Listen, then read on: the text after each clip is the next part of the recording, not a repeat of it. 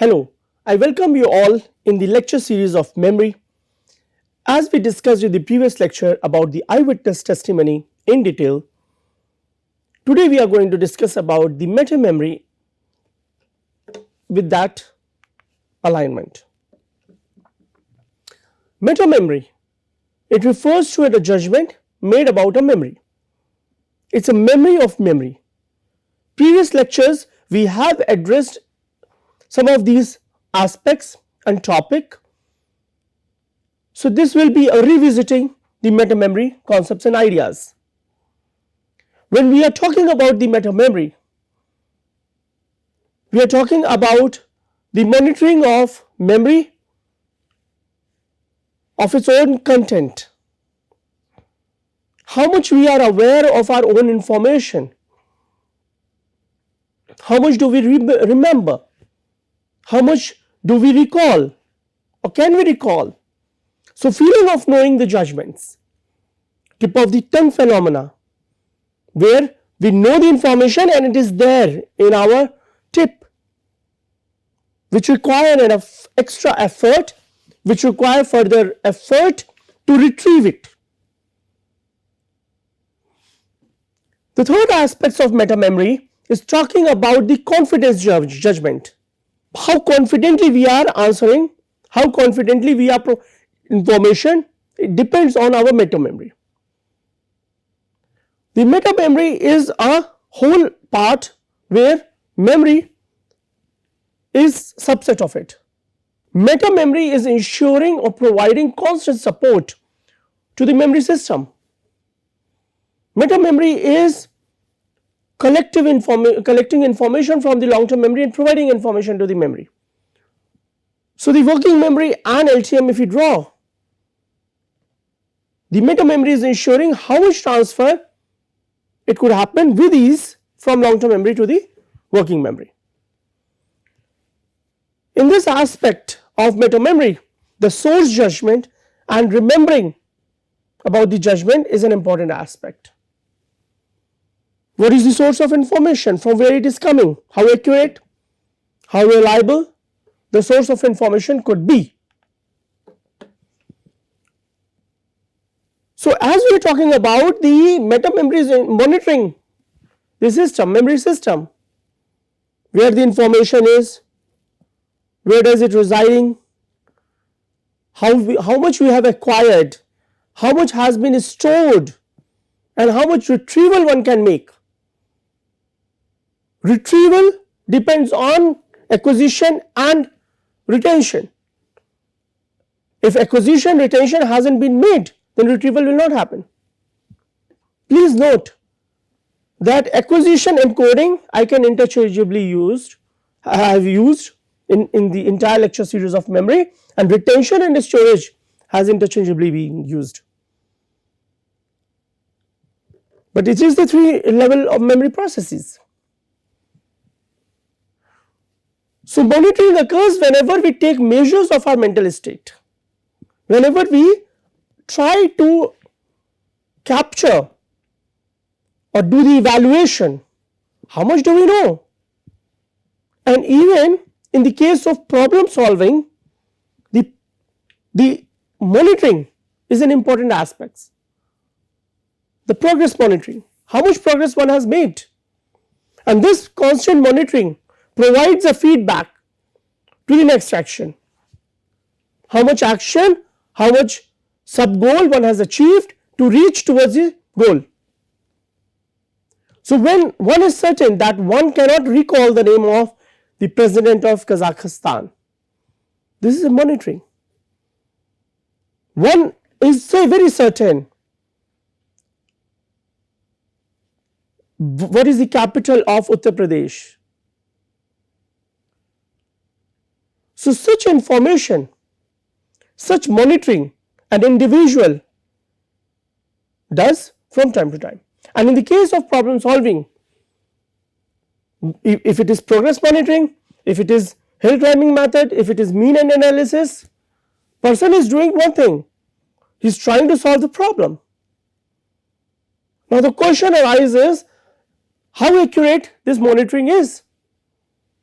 If it is accurate, then the chances of error will be less. If it is very accurate, meta memory has been a very big aid to the memory system. So when we think we know something and we do not do it, we do know it. When we think we know something, we do know it. And when we think we do not know something, we indeed do not know it. This is the monitoring accuracy. Do we know the color of apple? Do we know the color of buffalo? Do we know how many fingers a human being has? This is monitoring accuracy. What is perception? What is sensation? We know something and we do not know something. The important aspect here is the how can a person, an individual can regulate this memory system. The aspect of meta memory, the aspect of monitoring, the aspect of self-regulation are all the emerging novel topics. Researchers have been doing it last several decades, but now the modern technology, modern tool has provided an aid to relook, to revisit these aspects, these ideas, these concepts with a whole new set of parameters. So when we talk about this self-regulation in memory, the ability to control one's behavior,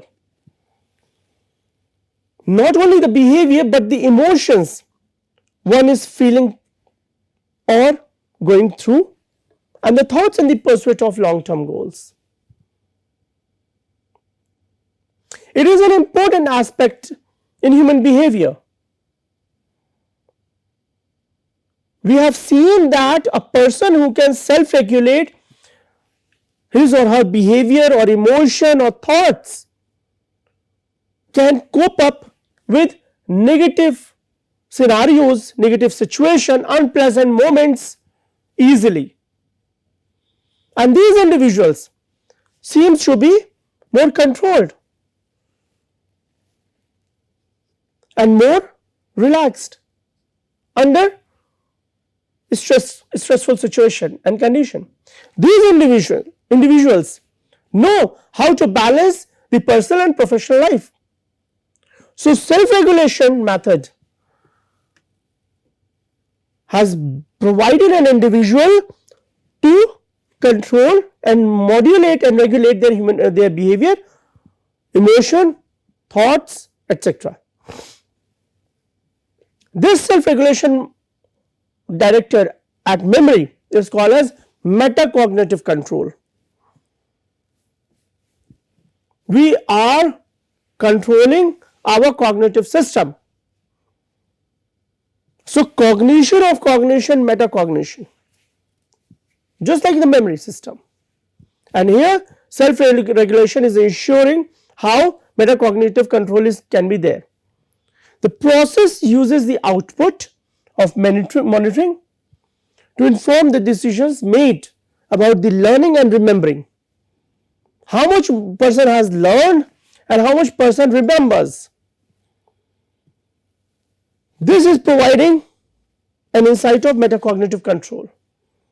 If the information learned is equal to information remembered, then the metacognitive control is good, strong, robust.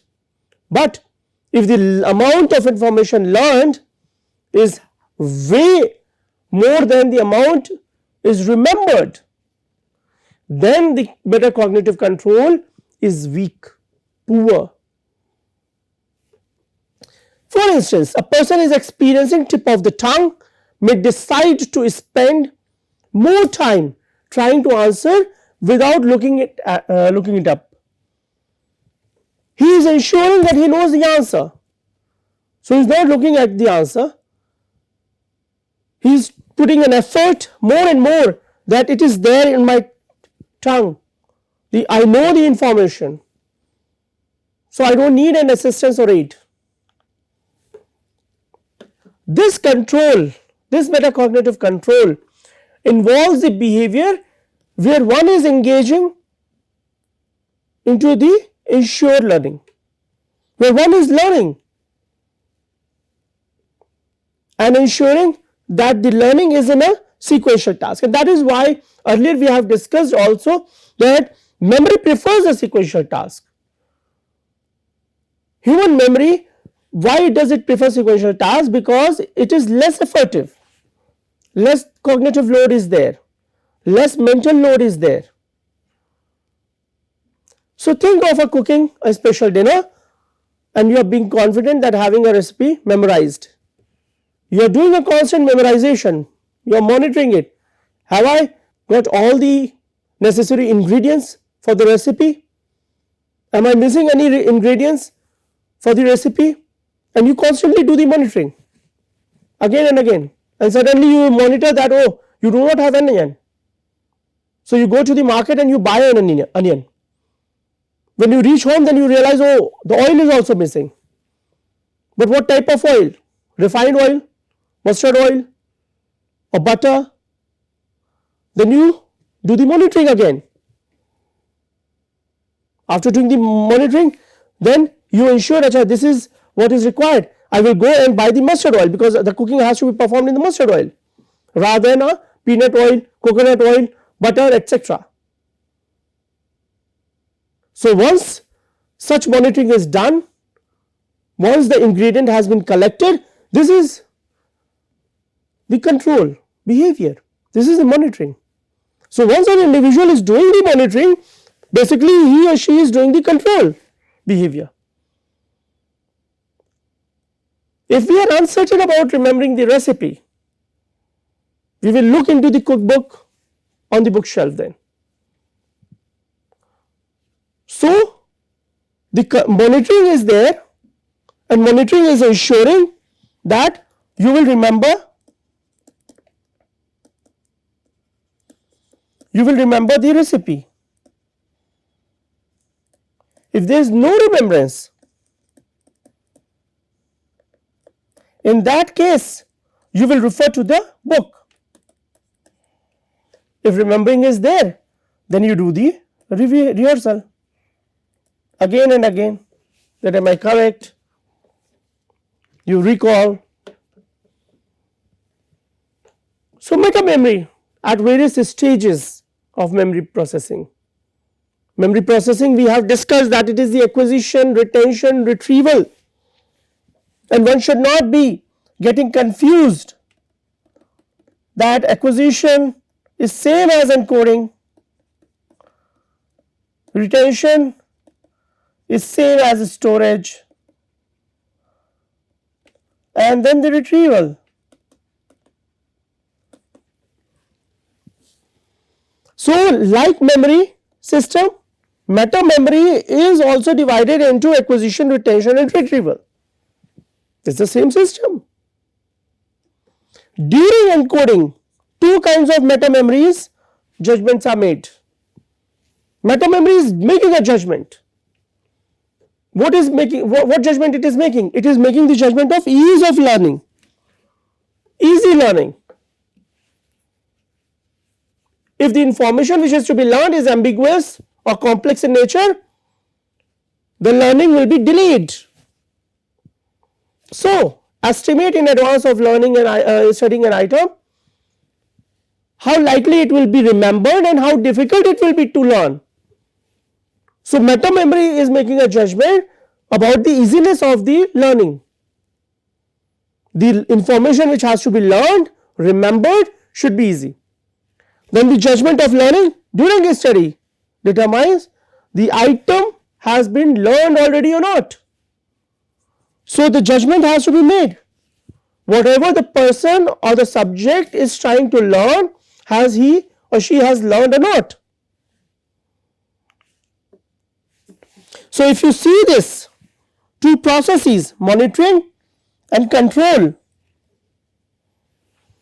both these systems both these system, monitoring, which is doing a constant monitoring, judgment of learning, ease of learning, and then feeling of knowing the judgment, what has to be decided. Then remember, source monitoring, and confidence in retrieved answer, that whatever we have retrieved is correct and accurate, one can rely on it.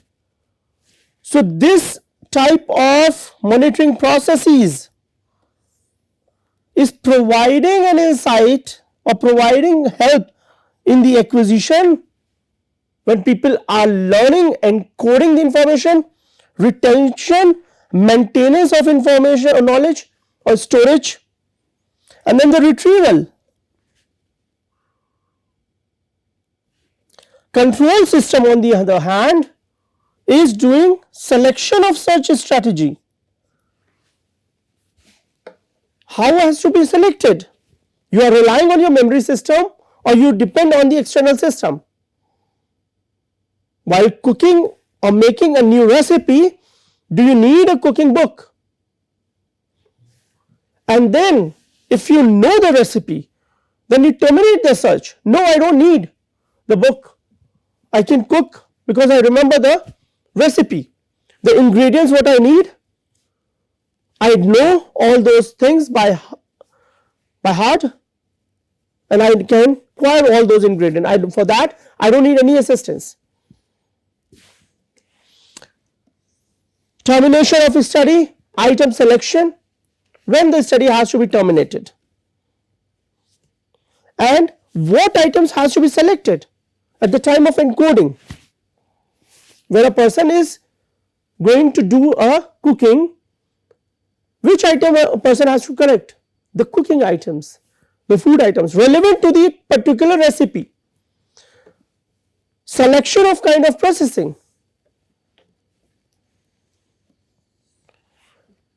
Both system, if you see, in the control system, limited functions are there. Less flexibility. Here, more functions are there, more flexibility is there. As a result, their input to acquisition, retention and retrieval in both conditions is varying. But both of these systems are providing information to the memory processes. So memory process at various stages of memory processing. How does memory work? So during the retention, people can make feeling of knowing the judgment on recalled items. I know the information based on the unrecalled items, the items which they haven't recalled, but they say that I know the information, but at the moment I cannot recall those items. Tip of the tongue state or tip of the tongue phenomena are feelings that an unrecalled item will be recalled soon. I just need more time for that retrieval. So this is during retention, maintenance of the learned information, maintenance of the learned knowledge. What is happening at the retrieval stage? At the retrieval stage, after an item has been retrieved, the person can make variety of meta-memory judgment. What variety of meta-memory judgment he can make? Including the retrospective confidence judgment, which are an estimations that retrieved answer is indeed correct. So the judgment one is going to make is an accurate one. So meta-memory at various stages of memory processing. So the three stages, what is happening at the retention, how memory is working. So when you are storing it, when you are doing the maintenance of knowledge, this maintenance of knowledge people feel of knowing the judgment on the unrecalled items, the items which they haven't recalled yet, but they have a feeling that it is going to be recalled and it is there on the tip of the tongue. So if you can see in this cartoon, how much for just the tip of the tongue? What I know the answer, it's, oh, I almost had it, I'm so close, it's all there. Now this sarcasm indicating that though you haven't recalled it, but it is there. It is there in your meta memory. But from meta memory to memory, it may take time. And that is what we are discussing here. What is happening at the retrieval? After an item has been retrieved, the person can make a variety of meta memory judgments, including a retrospective confidence judgment, that whatever the judgment an individual is going to make or has retrieved is indeed correct. What could be the theories underlying this meta memory concept and ideas? A direct theories, a direct access theory, and then indirect or inferential theory.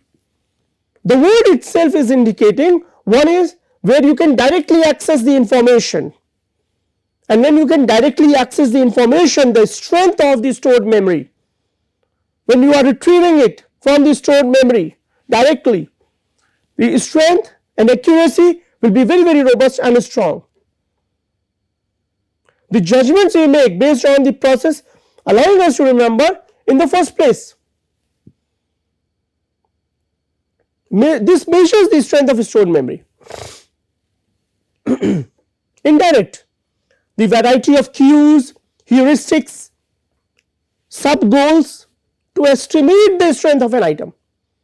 Now from when you initial state to the goal state, you are making 20 sub goals, or you require more cues. Those things are becoming indirect in nature, and that is indicating the strength of the item in the memory, and that cannot be investigated directly because so many sub goals are there. So one has to depend on these sub goals. So we may use the information about the general topic. Cue familiarity. Are you familiar with the cue? Retrieval of related information. Now once somebody say that summer is there and ice cream I like most. What ice cream I like most? I have to provide you some more cues.